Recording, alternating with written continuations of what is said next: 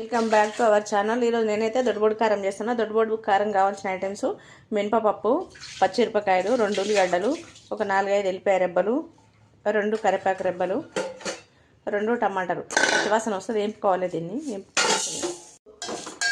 కొంచెం మంట మీడియం ఫ్లేమ్లో పెట్టి పప్పు వేయించుకుందాం. దీన్ని పప్పు అయితే ఇక మంచిగా ఎంగిపోయింది, మొత్తం బ్రౌన్ కలర్ వచ్చేసింది. ఇప్పుడు పొయ్యి ఆఫ్ చేసేసుకుందాం. మిరపకాయలన్నీ రోట్లో వేసుకుందాం. మిక్సీలో వేయచ్చు, కానీ మిక్సీలో వేస్తే సన్నం దంగిపోతుంది. అంత సన్నం దంచొద్దు, కొంచెం దొడ్డుబొడ్డ దంచుకోవాలి. 1 చెంచా సాల్ట్ వేస్తున్నా. వేసి దీన్ని మొత్తం దొడ్డుబొడ్డ దంచేసుకుందాం. ఇట్లా దంచుకోవాలి. ఇంత దొడ్డుబొడ్డ అంటే ఇంత మాత్రం, ఇంకా మెత్తగా దంచుకోవద్దు, బాగుండదు. ఇట్లా దంచుకోవాలి దొడ్డుబొడ్డు కారం. ఉల్లిగడ్డలు గిట్టి ఇలా వేసేసుకొని దంచుకోవాలి. వీటిని 2 ఉల్లిగడ్డలు గిట్టి ఇలా వేసి ఇట్లా దంచుకోవాలి. వీటిని గిట ఇంకా కొంచెం దంగాలి. ఏదో ఈ మాత్రం చాలు. ఇట్లా కచ్చపచ్చంటే ఇట్లాగే దంచుకోవాలి. ఇంత బరకగా ఎల్లిపాయ రెబ్బలు గిట్ట ఇంట్లో వేసి దంచేసుకుందాం. దంచిపోయింది మొత్తం. ఇట్లా బరకగా దంచుకోవాలి. ఇట్లా ఈ మాత్రం దంచుకోవాలి. ఇంకా మెత్తగా దంచొద్దు.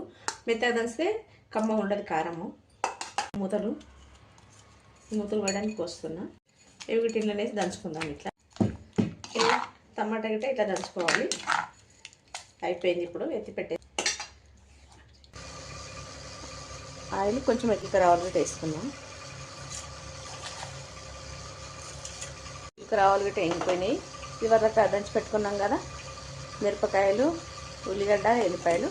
ఇది ఇప్పుడు ఇందులోనే వేసేసుకున్నాం. ఇది గిట వేసి దీన్ని ఇట్లా మంచిగా నీట్గా కలిపేసుకోవాలి. కారం అంతా ఆయిల్లో ఉడికిపోవాలి, మంచిగా మగ్గాలి. ఉల్లిగడ్డ, మిరపకాయలు మొత్తం కలర్ మారాలి. ఇది థిక్ గ్రీన్ రావాలి. ఇది లైట్ గ్రీన్ అనిపిస్తుంది. ఉడకనివ్వాలి. ఉడుకుతుంది. ఇప్పుడైతే 2 కరివేపాకు రెబ్బలు వేసుకుందాం ఇందులోనే. అందులో ఈ మిరపకాయలు, ఉల్లిగడ్డనే కాబట్టి ఏం మాడిపోదు. మూత పెట్టేసుకోవాలి. మూత పెడితే తొందరగా ఉడుకుతుంది. పసుపు వేసుకుందాం. ఇప్పుడు పసుపు, అలాగే ఇంకా కొంచెం సాల్ట్ దంచేటప్పుడు వేసినా కదా, కలిపేసి మూత పెట్టి ఇప్పుడు ఇందులో టమాటా గిట్ట వేసేసుకుందాం. దంచి పెట్టేసుకున్నాం కదా, టమాటా గిట్ట ఇందులో వేసేసుకుందాము.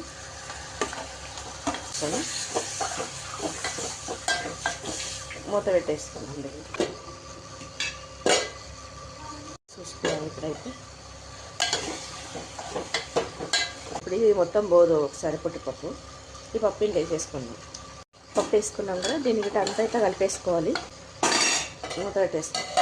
మంట చిన్నగా పెట్టుకోవాలి, పెద్దగా పెడితే మాడిపోతుంది. పప్పు వేసినాం కదా, చూద్దాం. ఉడికిన చూడు తెలుస్తుంది పప్పు ఉడికినట్ల. వాటర్ వేసుకొని